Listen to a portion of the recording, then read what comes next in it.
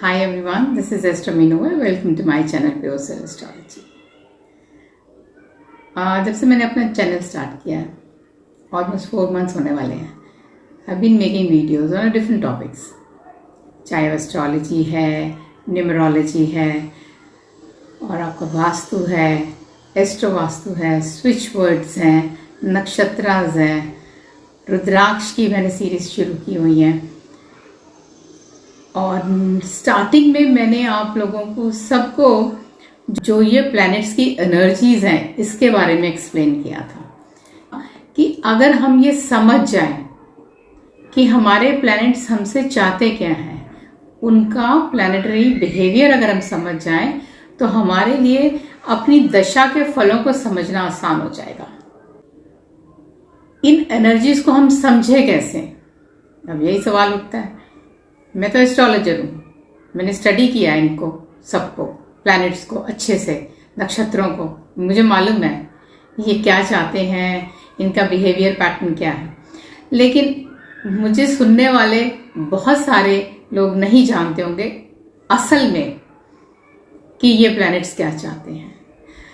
Most of the time हम लोग अपने सन साइन, जो कि वेस्टर्न एस्ट्रोलॉजी के पर बेस्ड है, मंथ के हिसाब से हम अपने सन साइन को देखते हैं और उसके हिसाब से ही हम जो भी प्रेडिक्शंस हमें सुनने को मिलती है हम उसको समझने की कोशिश करते हैं. डेली बेसिस पे जो हम आप अलग अलग चैनल्स पे सुनते हैं या आप पढ़ते हैं, आप अपने सन साइन से रिलेट करते हैं बेसिकली उसको.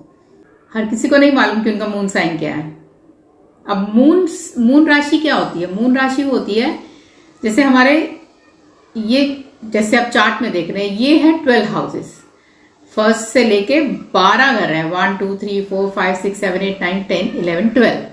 अब इसमें से जिस भी घर में मून बैठेगा, यानी कि मून लिखा होगा जब आपका चार्ट बनता है, और उसमें जो नंबर आएगा, देखिए ये कालपुरुष की कुंडली है, यहां पर 1 to 4 बाय डिफॉल्ट मैंने लिखा है. फर्स्ट हाउस में 2 नंबर भी हो सकता है, फर्स्ट हाउस में 3 भी हो सकता है, इसी तरह से अप टू 12 कुछ भी फर्स्ट हाउस में हो सकता है. वो हमारा राइजिंग ईस्टर्न साइन होता है कि हमारी उदय राशि, जो पूर्व में जो राशि उदय हो रही होती है, वो हमारा लग्न बनता है. That is our ascendant. और मून जिस राशि में बैठेगा that is our moon sign. Vedic astrology is based on ascendant, लग्न और मून राशि. अब लग्न जो है हमारा D1 जिसको हम कहते हैं, वो हमारे पूरा लाइफ का सिनेरियो है कि हमारी जिंदगी कैसी होगी. और जो मून साइन है, मून हमारा मन है, सोच है. तो जिसमें मून बैठेगा वो हमारा behaviour pattern day to day life में जब हम ट्रांजिट लगाते हैं तो मून साइन से देखते हैं. अब इन एनर्जीज को हम समझते हैं.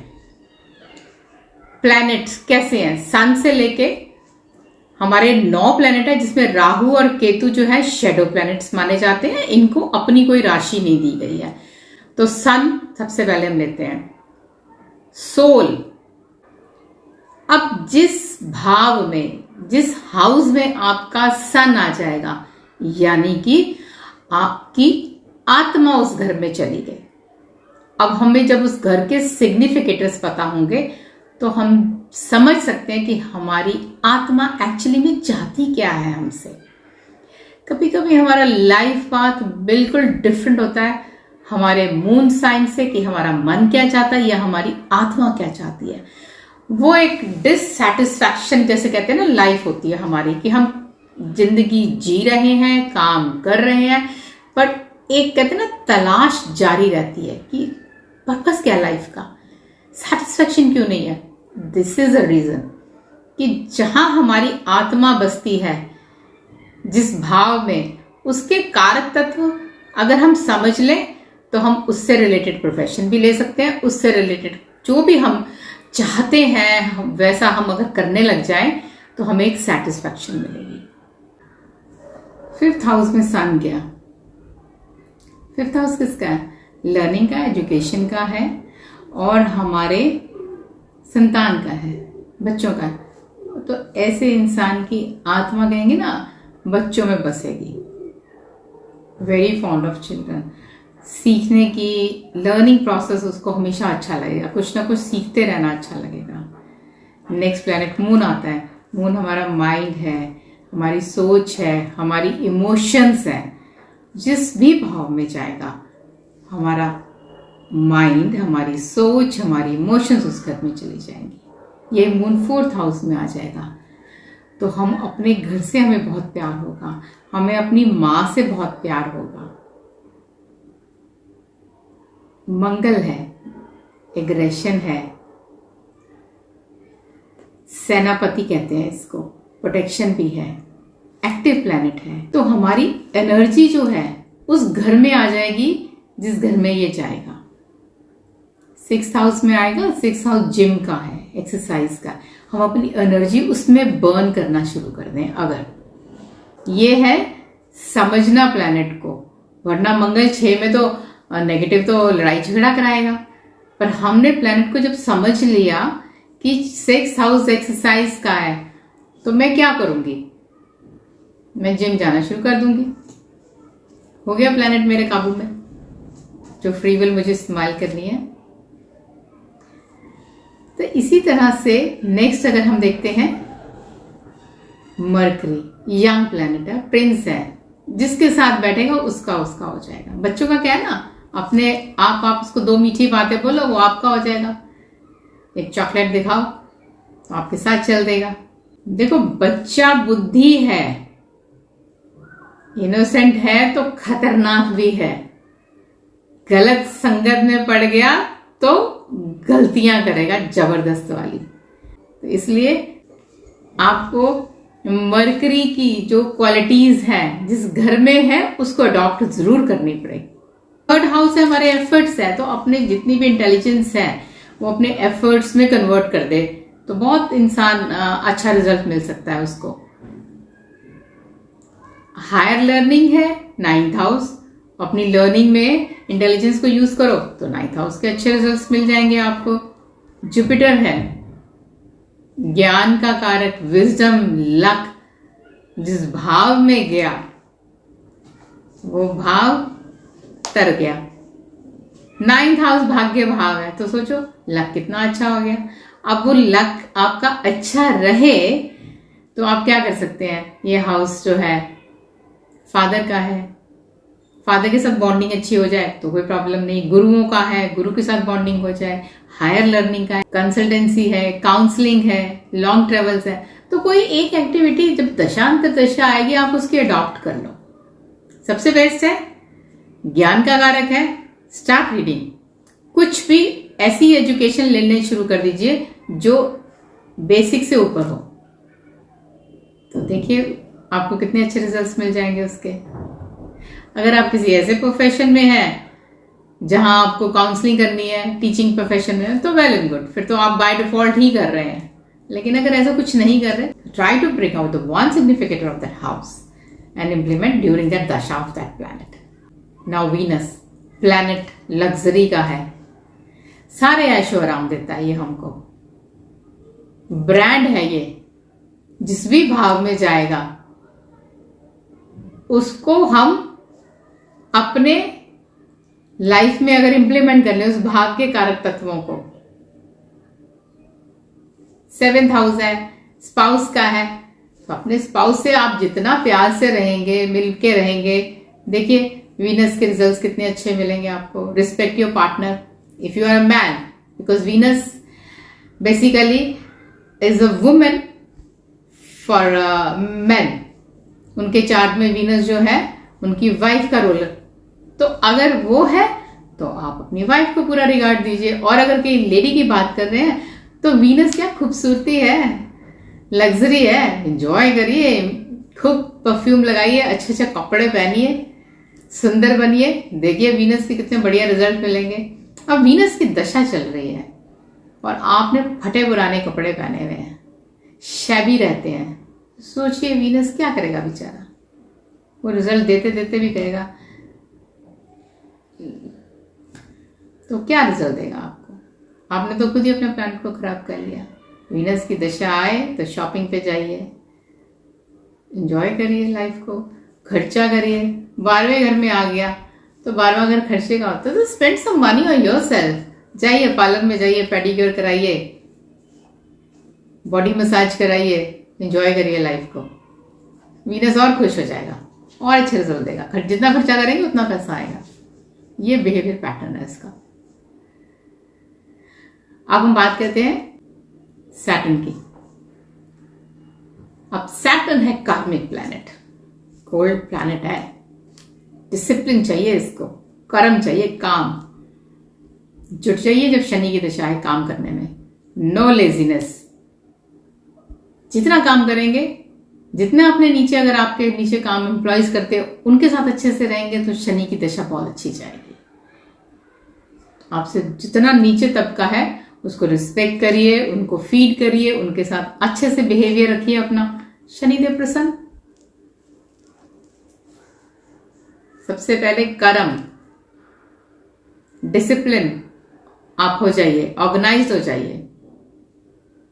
ये चीजें अगर आप ध्यान में रखेंगे तो शनिदेव प्रसन्न रहेंगे। छठा घर में है शनि, तो क्या है? नौकरी का प्लेस है या एम्प्लॉयज है। फोर्थ हाउस है तो माँ है। फोर्थ हाउस है व्हीकल है, तो अपनी जो भी आपके पास में ट्रांसपोर्टेशन है, गाड़ी है, जो भी है, स्कूटर है, उसको अच्छे से साफ सुथरा करिए डेली, तो यूज करिए उसको। 10th हाउस है आपका प्रोफेशन का है, आपके बॉसेस हैं वहां पे, उनके साथ में अपना बिहेवियर पैटर्न अच्छा रखिए। 9th हाउस में आता है तो फादर है, फादर के साथ में संबंधों को अपने सुधारिए। सो इस तरह से जिस भी भाव में जाएगा जो प्लैनेट, अगर आप उसके एट्रीब्यूट्स अपने में अब्सॉर्व कर लेते हैं तो आपको प्रॉब्लम नहीं आएगी दशा में उनके फलों को समझने में और उस दशा को भोगने में।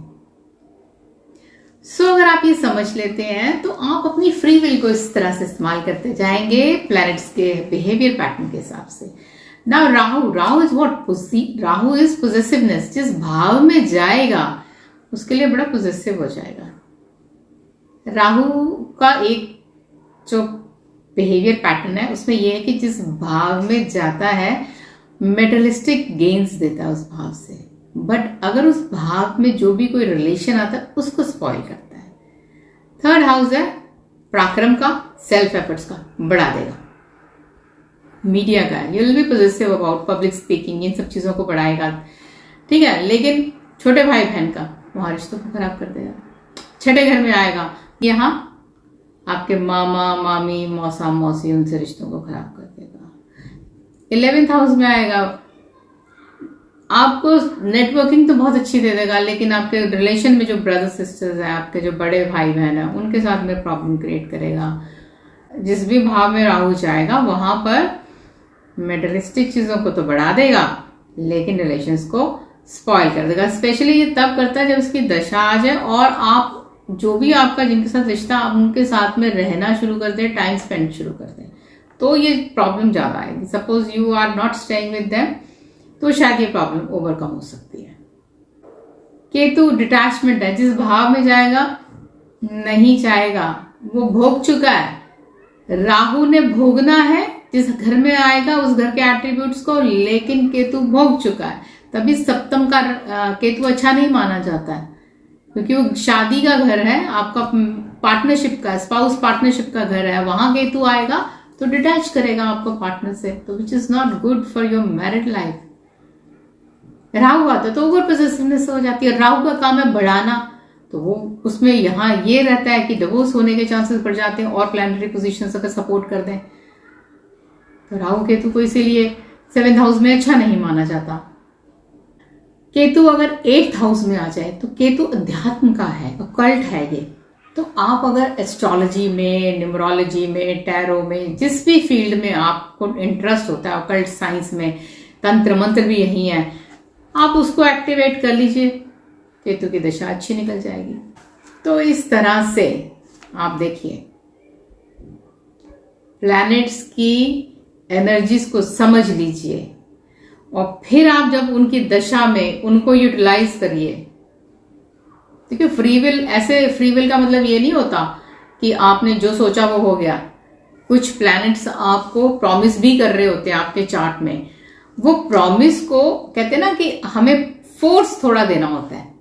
पॉजिटिव कुछ मिल रहा है हमें, तो उसको थोड़ा और फोर्स मिल जाता है जब हम उस चीज को मैनिफेस्ट करना शुरू कर देते हैं। उस दशा के दौरान हमें इजिली मिल जाती है। मैं रोज बैठ के बोलूं मुझे 1 करोड़ आज मुझे 1 करोड़ मिल जाए, तो ऐसे 1 करोड़ मुझे नहीं मिल जाएगा। मेरा कोई कॉम्बिनेशन, मेरी लॉटरी निकलनी है। हाँ, उस पीरियड में जब मुझे लग रहा है ये प्लैनेट मेरे को पैसा दे सकता है और मेरी लॉटरी निकल सकती है, उस टाइम पे मैं ये अपनी फ्री विल को प्लैनेट की दशा अंतर दशा में इस्तेमाल करूं, मैनिफेस्ट करूं लॉटरी के लिए, तो शायद मैं वो हासिल कर सकती हूँ। अदरवाइज मैं रोज बोलती रहूंगी कुछ नहीं होगा, और फिर मुझे लगा ये मैनिफेस्टेशन की टेक्निक तो बेकार है। गलती यहां होती है लोगों से, जब हम दशाओं से जोड़कर अपनी मैनिफेस्टेशन टेक्निक्स को अप्लाई करते हैं तो रिजल्ट्स जल्दी मिलते हैं। मिलते दूसरी तरह से भी है, बट उसमें फिर सालों लग जाएंगे। प्रैक्टिकल होगी तो थोड़ा जल्दी हो जाएगी। कुछ लोग की डिमांड्स तो फिर वही होती है ना कि हम रातों रात मिलियनेयर बन जाएं, तो वो फिर पता नहीं ना, होगी किस्मत में तो बन जाएंगे, नहीं होगी तो फिर आप सोचते रहिए। सो इस तरह से आप जब प्लैनेट्स की पोजीशंस को समझ लेंगे, हर घर में कोई प्लैनेट क्या रिजल्ट देता है, थोड़ा सा मैं इनके बारे में भी आने वाले वीडियोस में ब्रीफ आउट करूंगी। थोड़ा आप और थोड़ा समझने की कोशिश करिए कि प्लैनेट्स को कैसे समझते हैं हम, किस भाव में जाता है। मैंने एक वीडियो बनाई है 12 हाउसेस के जो क्या सिग्निफिकेटर्स होते हैं, जब आप उसको एक बार सुन लीजिए, मैं लिंक भी शेयर कर दूंगी दोबारा से, उसको सुने, फिर देखिए, अपना चार्ट बनाइए, आपका जो प्लैनेट जहां बैठा है उसके किसी एक सिग्निफिकेटर को अपनी दशा अंतर दशा में एक्टिवेट कर लीजिए।